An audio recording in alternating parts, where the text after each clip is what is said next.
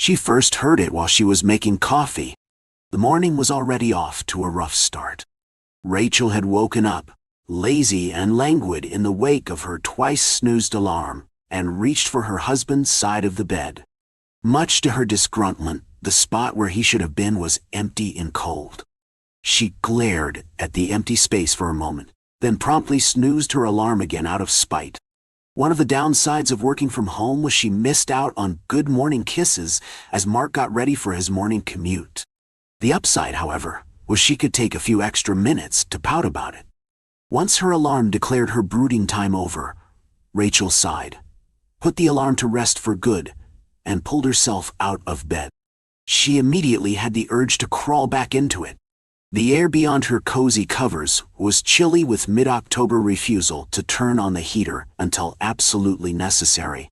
Even worse, as soon as she was upright, she was reminded of every little discomfort that came with having an adult human body. Back pain, ankle pain, jaw pain from sleeping strangely, and a bonus ache in her joints from the cold.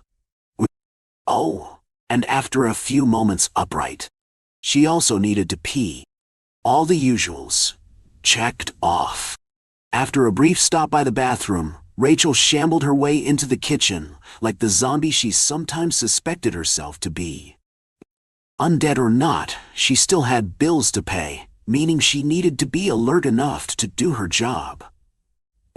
A strong, hot cup of coffee was in order. She made her way to the coffee machine and fell into familiar routine, seeking her prize almost on muscle memory. She got a mug from the cabinet. She set it beneath the machine's dispenser. She opened the machine's lid. Something began to buzz. She reached into the cabinet again. She retrieved an off-brand K-cup. The buzzing grew louder. She put the cup in the coffee maker. She closed the lid. The crunch felt violent. She selected 8 hoes on the little touch screen. The buzzing became a drone. She pressed the button beneath the touch screen. The machine began to whir. She could barely hear it over the droning. The floor creaked behind her. Something was watching her. Something was watching her. The world snapped back into uncomfortable clarity as she whirled around, nearly knocking a jar of sugar to the floor in the process. There was nothing behind her, of course. She was alone in her apartment. Mark had left for work before she'd woken up, and a quick glance to the right confirmed the door had been locked behind him. He even remembered to lock the deadbolt that morning. No one was there, the only sounds to be heard being the coffee maker steaming and the pounding of Rachel's heartbeat. No buzz, no drone. Rachel took a deep breath, then leaned back against the counter with a groan. Shaking off the adrenaline, she opened the fridge to grab some creamer and poured a generous amount into her cup. Ah! As she stirred her coffee, she reached for the pill container next to the kitchen sink. What better way to christen a fresh cup of coffee than by using it to wash down an unassuming little capsule? Not that she needed the coffee anymore. After whatever the hell that was, she was plenty awake. Coffee in hand regardless, she crossed the apartment to settle into her office and get to work. Over 6 months in, and her job still felt too good to be true. She'd managed to land a remote biller position for a telehealth practice. Medical billing was a notorious nightmare of paperwork, but that made it perfect for Rachel. Translating rejection errors, filling in boxes, deciphering errors, that scratched a mental itch she hadn't realized she had. And the best part? Through the whole process, she hardly had to speak to a single soul. She could put on some music, bury her head in paperwork, and not worry about the world beyond her office for hours. Speaking of paperwork, signing into the practice's EHR revealed several bright red claim rejections waiting to be reviewed. They were all from the same insurance company, and all related to the same clinician. So Rachel's first guess was an NPI-related issue. That puzzle led her to another, and soon enough she found herself easing into the natural flow of work. She deciphered the error message. She emailed the clinician. She opened the next batch of rejections. She ignored the drone. She turned up her music. She pulled up a patient profile. She selected the billable dates of service. The droning overpowered her music. She double-checked the payer address. She finished the intimidating red form. Her jaw still ached. She submitted the claim. It was so loud. She opened another era. The drone was right behind her. It was in her lungs. She couldn't breathe. Her monitor suddenly shut off. She stared into her reflection. Something else stared back. Rachel pushed herself away from the desk with a gasp, nearly knocking over her chair in the process. She shivered and blinked at her computer screen, still on, lit with the awkward tables and blocks of text of insurance paperwork. She turned her head to look to the left of the screen, at her office window. The glare from the still-rising sun provided her a decent view of her reflection, normal and familiar. It hadn't been real. Rachel was safe, alone. Still, she turned around and double-checked that her office door was closed before she slid her chair back into place, just to be safe. Just for her own foolish reassurance. The workday continued. She got back into a rhythm, forcing herself to focus even when she started to hear that drone again. It wasn't real, after all. It was just a trick, her brain playing games with her in retaliation for too little rest. Lunch rolled around at noon like usual, but the memory of that morning made Rachel hesitate. She had to leave her office to get her lunch from the fridge. Why did that make her nervous? Even if the drone came back while she was in the kitchen, it couldn't hurt her. It wasn't real. She gave the coffee machine a wide berth anyway, taking the long way around the kitchen island to get to the fridge, and scolding herself for being stupid the entire time. And for apparently leaving the creamer sitting out. She realized, God, what was with her that morning? Why was she having such a strange day? She shook her head at herself, then set the likely spoiled creamer by the sink to dump out later. She would deal with that mess after she had tucked into some leftover pasta. She opened the fridge. She picked up a plastic container. She opened the lid. Her hands were so cold. She put the container in the microwave. She pressed the on button. Her hands were shaking. The microwave turned on. The hum sounded off. The container began to spin. The hum wasn't coming from the microwave. Rachel turned around. The drone was in the office. The container kept spinning. The drone came closer to the door. Rachel was in danger. She could feel the droning in her bones. She couldn't move. There was nowhere to run. The microwave beeped and Rachel yelped, jumping in place and tears stinging the corners of her eyes. She started shaking, wrapping her arms around herself. There was nothing to be afraid of. And yet for some bizarre reason, Rachel felt as if she was being hunted by something. What exactly, she couldn't articulate, which just made her fear more frustratingly irrational. She was a grown woman. Couldn't she handle a few weird sounds scattered across her day? Briefly, she considered texting Mark. He could stay on the phone with her while he was at work. He'd done it before. If she really needed him to, she was sure he'd come home. But what was she meant to say? There was a strange noise following her around the apartment, making her feel like she was going to die. That was absurd. If she texted Mark that he'd come home, sure. He'd come home with a cop to take her to a mental hospital. Rachel grabbed her food from the microwave and left it on the counter to cool. She wasn't hungry anymore. She'd just throw it away later, after work. Missing lunch once wouldn't kill her, right? She felt like she'd been asking herself a lot of questions like that the past few hours. avoiding the question she didn't want to answer. The question idled in the back of her mind as she went back to her office. It let her sit back down and start to settle at her desk again, then slowly crept up on her, in time to the rise of an unsettling, familiar sound. What was making that noise? It was nothing. Rachel knew that. The drone that was drifting up from her doorway again wasn't real, which meant nothing was making it. That nothing sure was loud, though, for something that didn't exist. The more Rachel let herself focus on it, the more she started to notice. It was hard to hear anything beyond the droning, but if she really focused, she could have sworn she heard the whisper of feet on carpet as it came closer. The drone was giving her a headache. She focused on it anyway. The drone came closer. She could hear the whisper of feet on carpet. It came closer still. It radiated cold. It was standing right behind her. She could feel its shadow over her.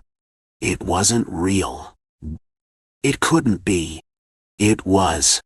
Rachel screamed, swinging into open air as she turned to push away whatever that thing behind her was. Much to her tearful frustration, it was gone again, the mind-numbing drone having retreated to the living room. It was in the living room. There was something there, something dangerous. It was toying with her, like a hunter that knew its prey was cornered. And now that she'd acknowledged it, it was bound to go in for the kill. Well, Rachel wasn't going to just let it have her. She forced herself up on shaking legs, stumbling to the office door and pushing it closed. She turned the lock, for all the good that would do, and started to back away. Just as she did, the drone suddenly rose to a crescendo, and a heavy weight slammed against the hollow wood door. Rachel startled, stumbling back, until she found herself in the corner of her office with nowhere else to go. The thing slammed against the door again. Rachel sank to the floor. The drone was furious. The door couldn't hold forever. Rachel hugged her knees and sobbed. The door shook with its rage. Rachel closed her eyes. She hoped Mark would be okay without her. The office door started to splinter. The front door opened. Rachel? The monster stopped throwing itself at the door and Rachel's head jerked up. That was Mark's voice. Oh God, no. Mark, don't come inside, Rachel yelled. Leave. Lock the door behind you. Don't let it get to you. Rachel, what are you talking about? Mark called back, paying her warnings no mind. To Rachel's horror, the drone moved away from the office and back toward the kitchen, where her unsuspecting husband was. She started to choke on her sobs as grief and panic clashed in her throat. It was going to get Mark, too. The monster was going to kill him, and then it was going to come back to the office and finish what it started with her. How long would it take for someone to notice they were dead? Would her co-workers worry after a few days of silence? Would her neighbors notice Mark's car never left? Would her parents call for a welfare check when she stopped answering their texts? Oh, honey, hey, it's okay. You're okay. Can you open your eyes for me, please? Slowly, disbelieving, Rachel opened her eyes. She lifted her head to find Mark kneeling in front of her. He was completely fine, the office door wide open, and the apartment quiet aside from her confused sobs. How? Did the monster escape out the front door? Did Mark kill it? Can I hold you, sweetheart? Mark asked, settling on the floor in front of her. Rachel nodded, and Mark gently coaxed her forward into his lap. There we go, he said gently. It's okay. I've got you. It's okay. You're safe. You're safe. Rachel wrapped her arms around him, still shaking as she hid her face in his shoulder. Did you see it? She asked him. Did you see where it went? Mark, I thought it was going to kill me. I almost died. Baby, Mark replied. I don't know if there was a monster. Do you think you might have been hallucinating? What? Rachel felt her thoughts stutter to a halt. Hallucinating? But The psychiatrist lowered the dose of your ziprasidone a couple weeks ago. Remember? And she warned us that your brain might react badly to it, Mark reminded her. She said it might even trigger an episode, so we needed to be watching for it. Do you think that could be what happened? That you could have been hallucinating because your brain's not adjusting well to the lower dosage? Suddenly, just like that, the previous several hours of panic felt embarrassingly unnecessary. The last of Rachel's panic dissolved in an instant, replaced by hot shame that warmed her face and neck. "Oh my God," she mumbled into Mark's shirt. "I was totally hallucinating, wasn't I?" She felt Mark's shoulders loosen under her head in relief. "Yeah, Raish, I think so," he said, bringing a hand up to play with her hair. "But it's okay. It's nothing to be ashamed of. Remember? Schizophrenia's an irregular bitch. We couldn't have known for sure if it was going to be okay with you taking less medication, which is why we didn't go cold turkey. Right? Now we know. We'll get you back on your regular dose first thing tomorrow morning. Take a few Rachel took deep breaths as he spoke, letting his words sink in. His reassurances didn't chase all the embarrassment away, but they did help. At the very least, she knew that Mark wasn't upset. "God, I hope the neighbors weren't home," she said after a moment, lifting her head. "I think I was screaming. I really thought something was there, Mark. God, I haven't had an episode like that in years." "Yeah, that sounds like it sucked ass," Mark agreed, leaning back on one hand. "How about this? You clock out early. Take the next few days off. Tell your boss you aren't feeling well. Then you'll sit on the couch while I make a big pot of chili with extra diced tomatoes, and we spend the rest of the day watching terrible reality TV and bastardizing the ideal chili to Fritos ratio. Sound good?" Rachel met Mark's eyes for a moment, considering, then leaned up and kissed him. "I love you," she said simply. Mark chuckled and responded, "I'll take that as a yes." 10 minutes to email her boss and a few more kisses found Rachel settled on the couch as promised, wrapped up in the fluffiest blanket she and Mark owned. A British chef was yelling on the television, and Mark was bustling around the kitchen, opening drawers and cabinets while the ground beef browned on the stove. For the first time since she'd woken up, Rachel felt truly grounded and calm. "Hey, Raish, do you know where our can opener is?" Mark called from his spot by the stove. "Check the sink," Rachel called back. Dishes clattered together for a moment before Mark cheered softly, "Success," and turned on the faucet to wash the can opener. "By the way," he asked, "why is our creamer sitting next to the sink?" "Oh, that was my bad," Rachel apologized. "I accidentally left it out this morning. Man, that's another thing that should have tipped me off. I've been having disorganized symptoms for days." "I didn't catch them either," Mark pointed out. "And out of the two of us, I'm the one more likely to notice something's up. Don't beat yourself up about it, okay?" Okay, Rachel chuckled, rolling her eyes.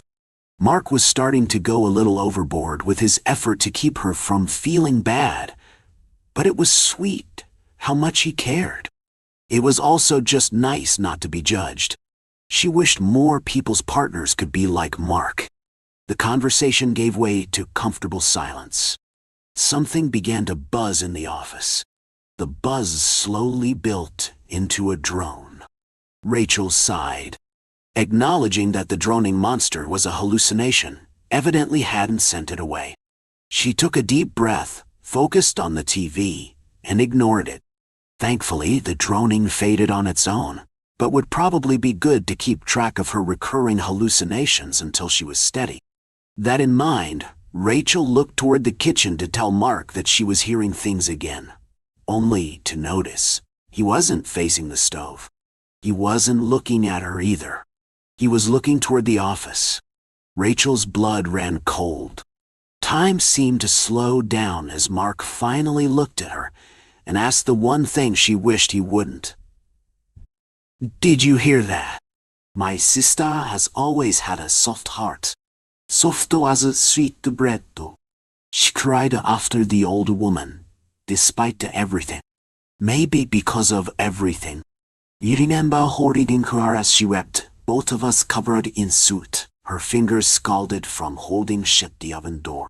After the tears, she was quiet. She trailed me through the awful house with its sweetbread walls and sugared windows. I fondled zo closely he arrived in, offered up her kirtoru, and she donned it without a word. She showed no whisper of response when we found the treasure in the attic, only nodded vaguely when I asked her to help me fill up the few bags we could easily carry back through the woods. Maybe it would be enough. Enough to keep us safe from our stepmother, Swims. You do not want to go back there. It was the first she to spoken in hours. I stayed outside the witch cottage, looking back over my shoulder at her. I do not want to go back to them. I sighed. Nor do I. But where else can we go? She wrung her fingers together in front of her skirt, eyes downcast and her teeth digging into her lower lip. Eventually, though, she nodded. Fine, you are right. She looked back at the house. Wait 1 minute, there may be something left in the kitchen. The kitchen. He repeated it in horror, but she only nodded. Yes, she did not think I paid attention, but I did. I know which of her potions might be useful. If nothing else, we can sell them when we get back. Nodded slowly and followed her back into the cottage, though I stopped in the open arch that led into the kitchen itself. She moved easily through the space, reminding me painfully of just how long she had been under the witch thumb, while the horrid crone tried to fatten me like a prize hog.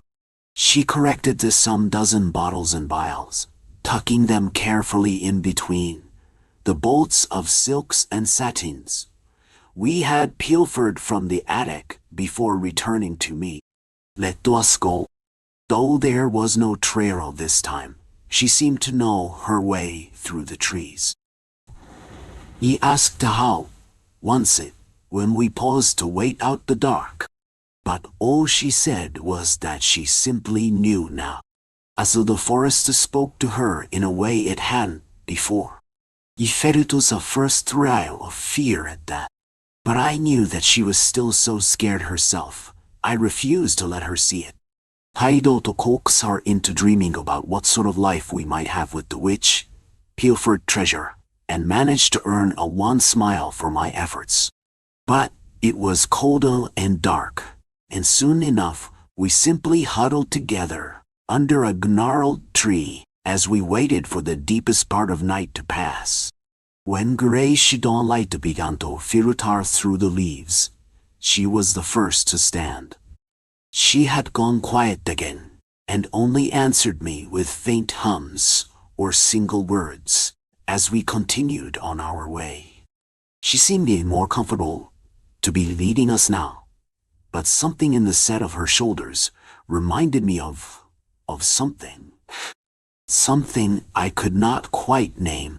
Eventually, I lapsed into her silence. When the trees broke apart to reveal the familiar shape of our father's home, she froze. Then she broke into a run, and I was only half a step behind her. The door was already opening when we reached the stoop, and our father met us with his arms open and tears in his eyes. He held us close and apologized over and over, praising the Lord. Name. I embraced him in turn, but alongside the relief in my chest, there was an anger in my gut. It had started a spark, but over the length of our trek back through the woods had grown into a steady flame. I met my sister, eyes over our father, shoulder, and a chill ran through me. If my anger was a flame, then hers was the dead cold of darkest winter. Our father explained that our stepmother had been stricken ill. Not long after we left, she was in her room now, asleep, and had been for days.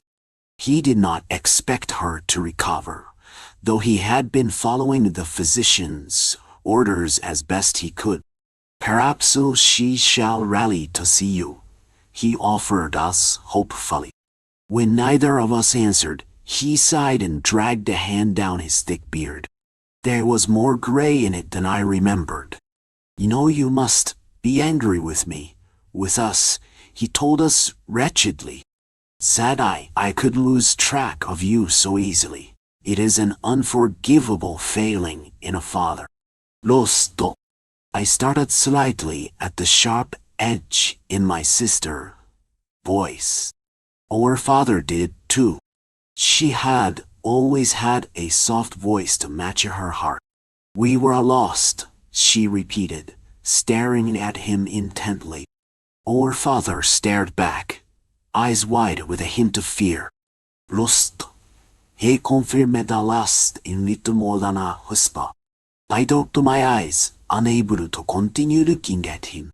My sister did not. Abruptly, she stood from our small table. We will go see her then. I blinked, startled both by the sudden movement and the conviction in her voice. But I followed her into our stepmother's sick room. Hot flame of rage flickered a little higher in my chest, and I found that I could not make myself move more than 2 steps inside the door.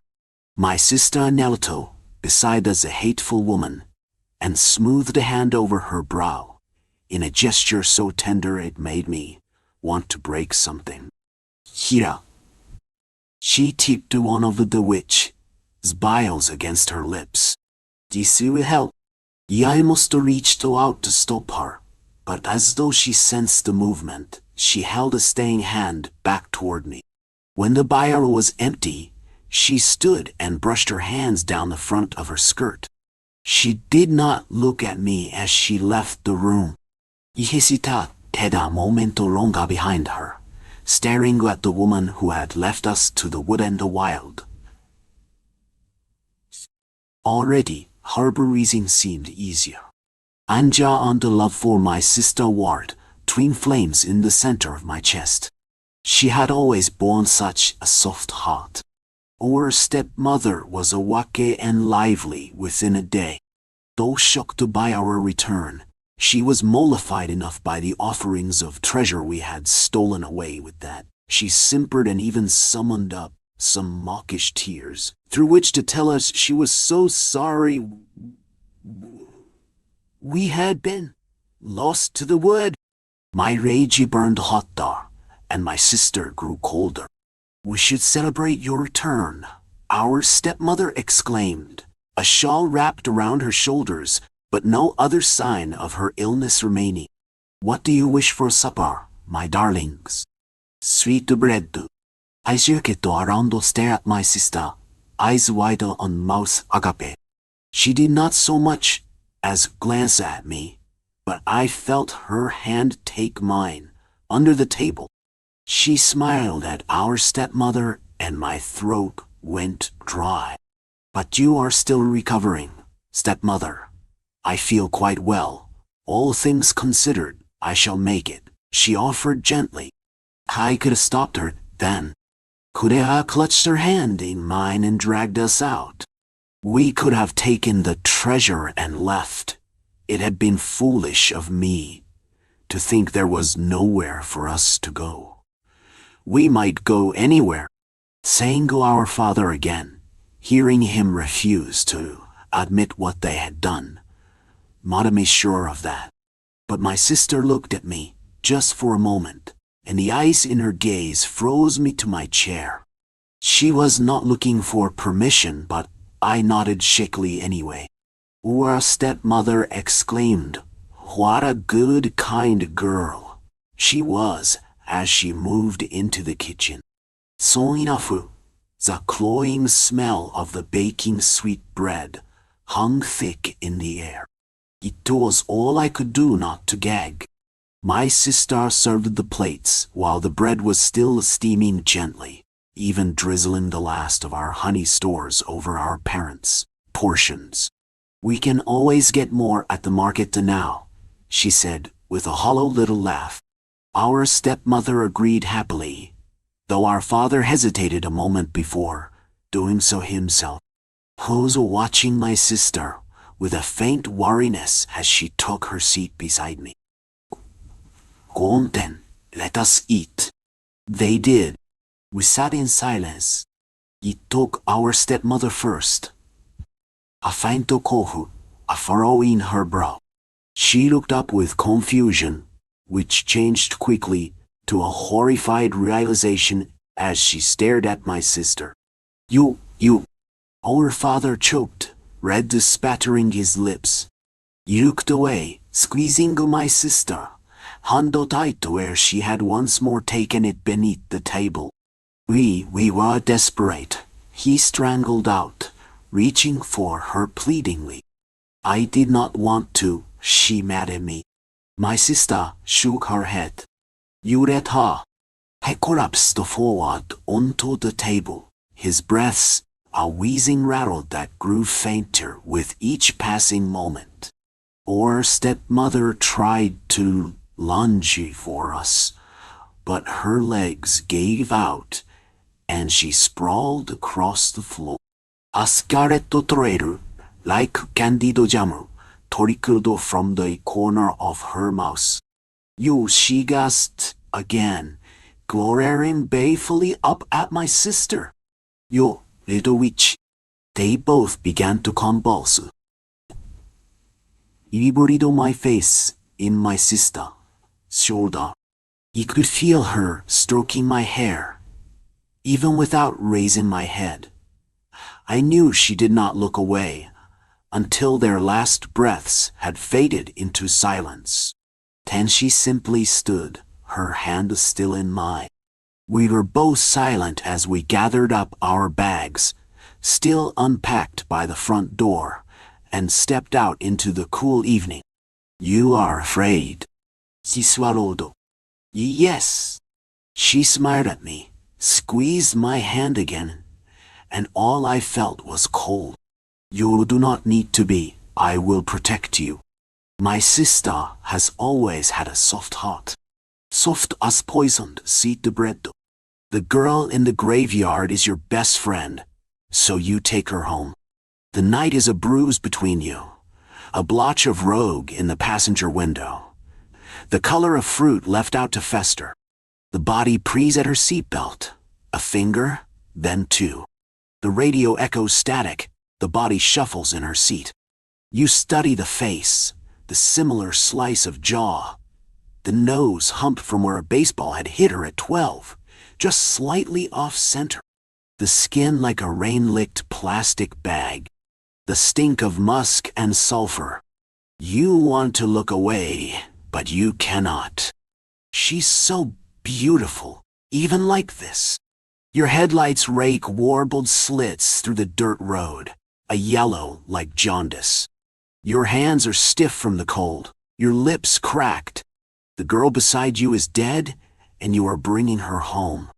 4 days ago, you'd stepped into a hardware store and emerged with a shovel sturdy enough to lift a life on. 4 days you'd spent digging dirt in your own backyard until loam muddied under your fingernails and erratic holes split garden beds like the mouths of greedy beasts. Until you could sift through soil with your eyes closed, with a hand bound. 4 nights you had laid in your bed staring at the pockmarked ceiling, wondering what it felt like to burn alive. Now, the shovel beats dull against the skin of your trunk, your hands gripping the steering wheel like a throat you're trying to silence.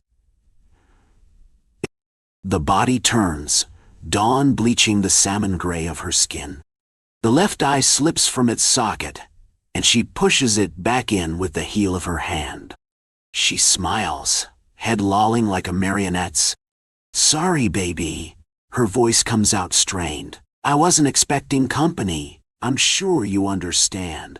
In a sickle of citrus moonlight, Adeline Marcus smiles up at you with shell-pale gums. Adeline Marcus died on the 31st of October and was buried a week later, the date on her gravestone, a month shy of her 18th birthday. In the court, the boys would claim it was an accident, that they didn't know she was inside. For better or worse, you believe them.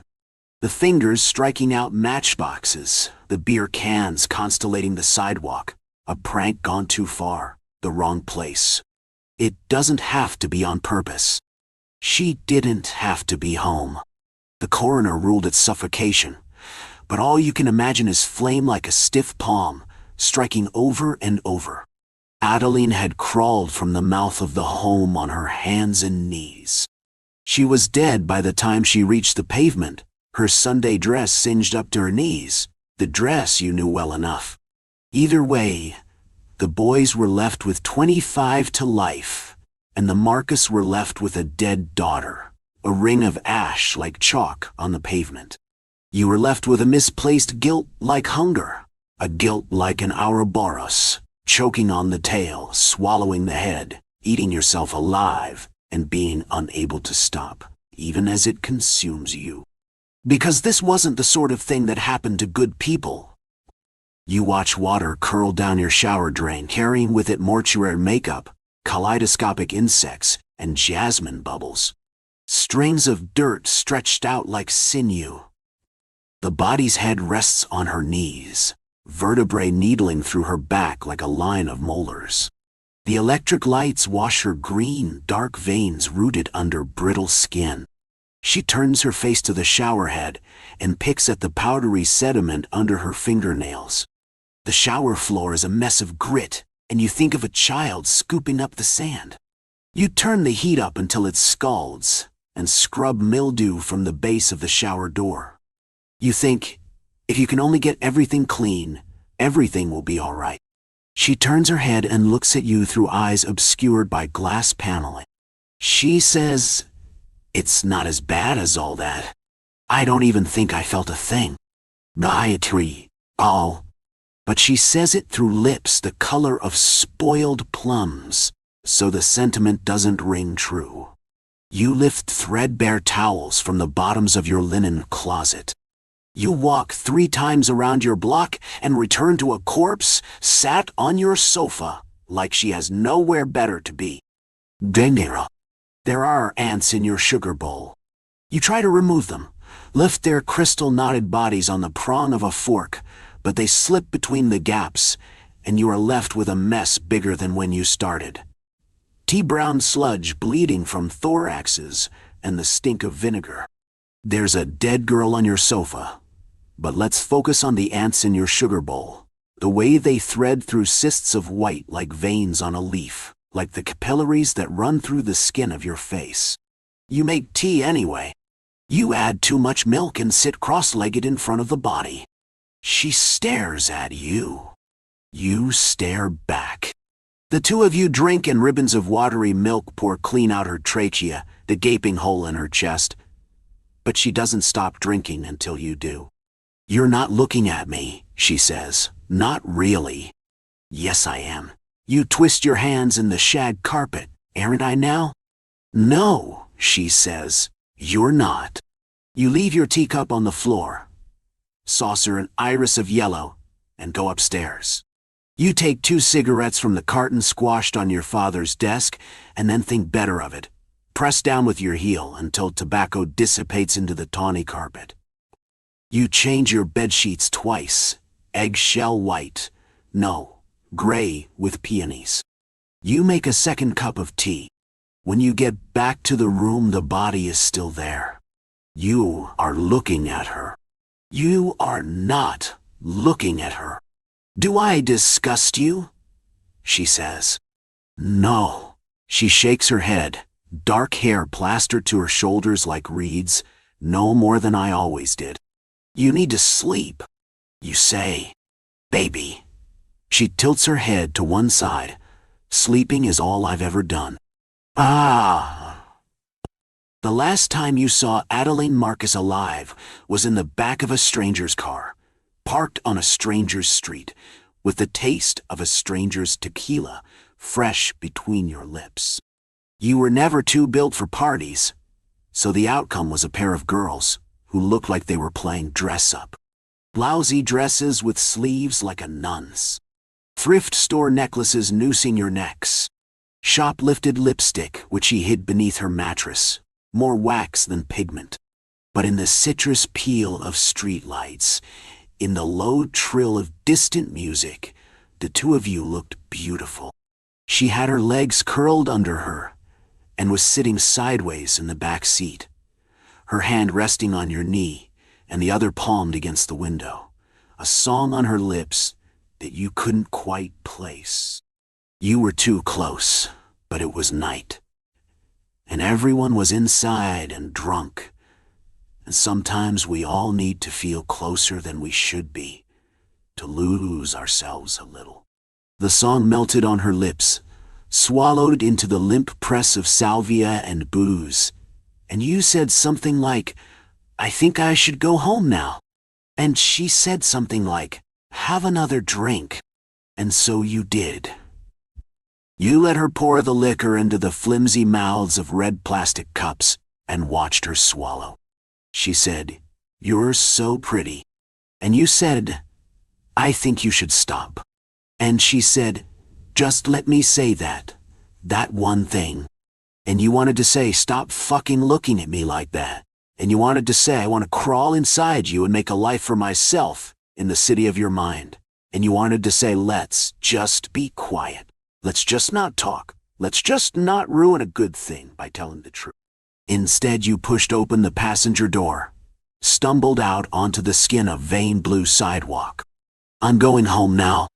The body lays with her back to your bed, hands worming in the floral sheets, chestnut hair spilling across her throat, past the ballpoint pen-marred bedposts, over the gray skin of her forehead. You are thinking about the silken mouth of a coffin. You are thinking of how she looked when you pulled her from the rose mouth of heaven. The radiator hums. A lace curtain bellies your open window. She rolls over onto her side, slots her hands together like pieces of a decaying jigsaw puzzle. "You still can't even look at me." Her mouth moves too slowly. Words like chewing gum. "Why am I here, bed? What's it for?" There are pink crescent moons on the bed of your palms from the bite of your nails. She pulls her knees to her chest and a bone cracks. She pulls her knees to her chest and a molar tumbles from between her keyhole lips. "You can only love me when I'm not here. You can only love me when there's nothing left to love." You press your cheek to the cool spread of linen beside her. You listen to the steady beat of your heart, the way you can feel it in your fingertips, entirely singular. "Don't tell anyone," you say. "Did you want it to die with me, Bet?" She shifts and her hair falls against the nape of your neck. Were you glad it was silenced? "Don't tell anyone," you say again. She sighs, lays herself back down so you're face to face. Crooked nose, eye pulling from its socket, the onset of gray-green decay wreathing her jaw. The smell of soil and rot and cicada-heavy nighttime. Who could I tell? She brushes your hand. "I'm not really here." And suddenly you can imagine it is your fist splitting beer cans in two like overripe fruit. It is your fingers on the matchbox, your fingers striking out. But you both know the house would still be on fire, and you both know you'd leave alone. You take her hand. You put your face in the crook of her neck and beg forgiveness from a ghost. 2 years ago, I stared into the eyes of a little dead girl. She was sprawled on some highway, deep in what used to be the Midwest, her dead fermenting eyes staring past me, and up, into the sun-bleached sky. They didn't leave many bodies behind when they left. Didn't want to find skeletons when they came back, I assume. Her skin was dark and leathery. There was a hole growing in her cheek. Blue tendrils came twirling out of the rotted, bony mass, with those little orange tips. I wished they were green. I missed the trees, the grass. The closest thing to nature are the dead bodies with the synthetic viruses eating themselves towards the clouds, puny, fingernail scratches on deep blue skin. She might have been dead for 3 months, 6 at a stretch. The first thing I felt when I saw her was excitement. She was the closest thing I'd seen to another person in 6 years. My father's body had been more pristine, less infected by the now, a perfect conservation of the then. There was only the tight, red little hole in his temple, the pool of dark, sticky blood pooling around bits of his brain, staring at me like a sick, foaming, red-furred dog. His eyes were stained red by blood, and they sat uncomfortably in their sockets, dislodged by the force of a bullet tearing it all up behind them. He was smiling, a slash of red teeth, red eyes popping. I half expected them to flick towards me, half expected the revolver, still lying loosely in his palm, to fire a matching shot through my own temple. I was relieved when he killed himself, as I was when I saw the dark hole in that little girl's cheek. I took the gun, I took his shoes, I turned around, and I left. As I reached the crest of the yellow hill, I looked back at him, lying like roadkill on the highway, in the dead yellow grass, our truck lying upside down, smoking, a few feet away. I wiped blood from my forehead, and I pressed on, the sun belching like a toad-white bubble of heat that burst around me periodically. There was a similar gunshot in the little girl's calf that poked out from her purple nightgown. It was the nightgown that made me vomit. I heaved onto the tarmac. I heaved, and I heaved. She was so young. The same age as me, probably, when I left my father's corpse to rot in the fat white sun that turned the sky gray from its heat. It happened in the night, I thought, sitting on the tarmac, staring at the little dead girl. There were faint, sun-baked faint tire marks on the road. She had gone, I thought. So young. She died, seething with red-hot pain, alone in the inky night, not an inkling of who she once might have been. The sun was rising. The sky was losing her blue. The pile of vomit to my side would begin to cook soon, like a stinking goose egg in a frying pan. I stood up. I looked at her once more, a china doll, cracked up and fading in the sun. I turned my head back to the road, the tarmac melting into a black puddle on the horizon. It had been the last wink of winter that day. Or what would have been winter. My diary says so, March 3rd. It's almost definitely wrong. The last time I was really sure of the day, the month, the year. I was 9. The day the school caught fire and burned down. The village burned for a week. The school was first, a black plume, into the purply gray midday sky. The grass was already threadbare, yellow. The buildings were lazy, wooden shacks, standing crooked, haphazard, peeling rows like a pile of matches. It's difficult to build, gather materials, do anything at all, when you swelter all day under a rock or in a shack, waiting for the midnight hours.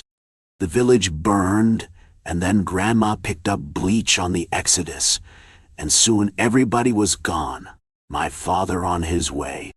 That day, after seeing the dead girl, I had collected enough gas and food to wait out the summer in the caves.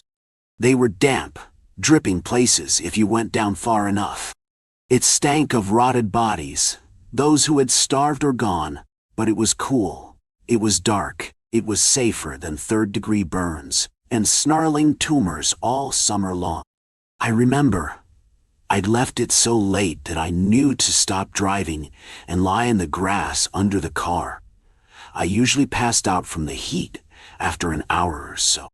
When the sun was lower in the sky, orange and red, the sky green and pink, I poured water over myself, guzzled it through my cracked, bleeding lips. And then I drove, and I drove. I'd left it so late, so dangerously late, that towards the end of the journey they started appearing in the sky. Small black dots at first, but they got bigger. They're ships, full of, I don't know. Probably scientists in gray coats, watching, waiting for everything to die so they could start again. They're nothing but black pebbles in the sunset to me, and they disappear in the safety of the night. Black pebbles. No windows, no movement, no noise. They've no exhaust fumes, no visible sign of life. They just float calmly in the sky, black beads, watching as Earth eats itself like a coyote starving in the desert, picking at its own rib cage for morsels of its fleshy stomach, a stomach long gone. That little dead girl was a premonition, I suppose. It had been a silent, dissociative half-decade of white, silent heat. Each year dripped onto my lips like the last of the water in the hip flask I dangle, now, as I speak, above my head. I should have been gone for the caves days ago. I stand on the roof of a gas station. It's midday. The sky is clear and gray. The yellow-brown plains sprawl outwards, forever on all sides. The highway cuts a black line down the middle. There's the occasional Lone Ranger.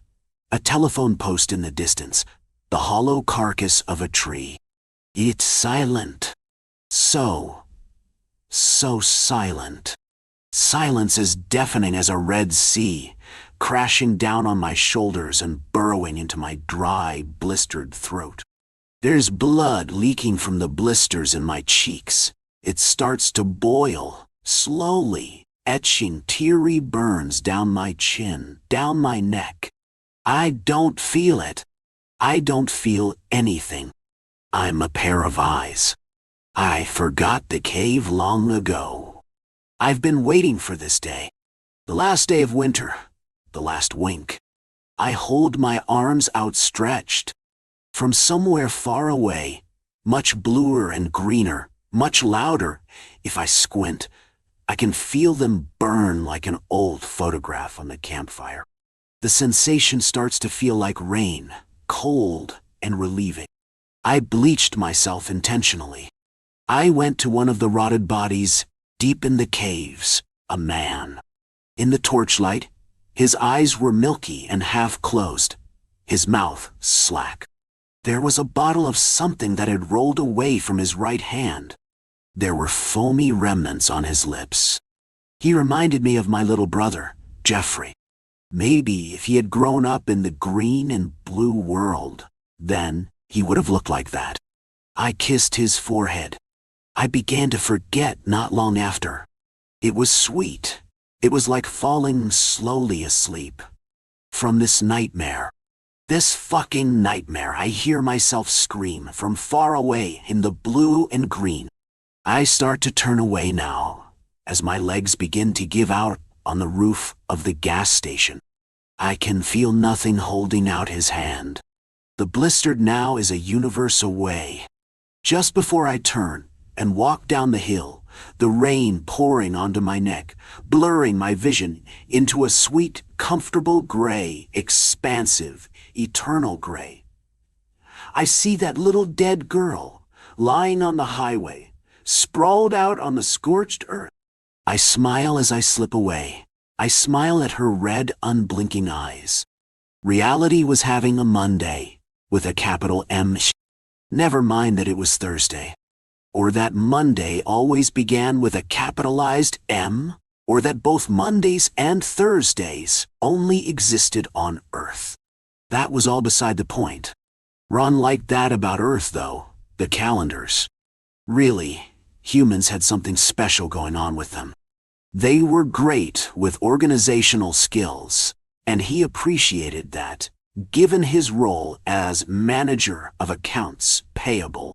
He was just one cog in the existence machine, but lately, Ron felt he might be the only one to really give a hoot about the overall health of the industry. The atmosphere of the Division of Material Validity Office was drab, sure, but he found his job of keeping existence running to be interesting. There were an infinite amount of vendors that manufactured the various components of reality, and he enjoyed his role of ensuring that those accounts all got paid for their hard work. Ron's day started off fine enough. His boss, Mike, prattled through the morning meeting with his usual ennui, before giving him a checklist of urgent tasks. Ron spent his pre-lunch hours ticking off boxes. Pay the universe's monthly time invoice to keep months a thing. Contact maintenance overdue space-time fabric repair on collapsing wormholes in Sector 12EB. Review discrepancy in inertia report on galactic planetary rotation. Forward any Earth RFPs titled, "Oh God, please save us," or similar, to upper management. He got through the first two in record time, considering he paid time ahead of schedule, but the Monday-ish nature of the Thursday kicked into high gear as he scrolled through an inbox full of dismally titled RFPs. He'd always thought the DMV overpaid reality's freelancers, so he was perplexed as to why there seemed to be so many slackers recently.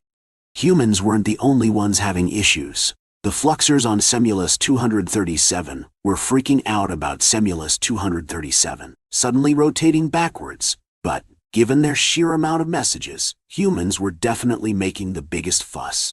He'd been scrolling for the past 15 minutes, and he still hadn't reached the end of this morning's RFPs to the Savior Department alone. Ron glanced across the aisle at Florence's cubicle and saw that she wore a similarly exasperated expression as she looked through them all.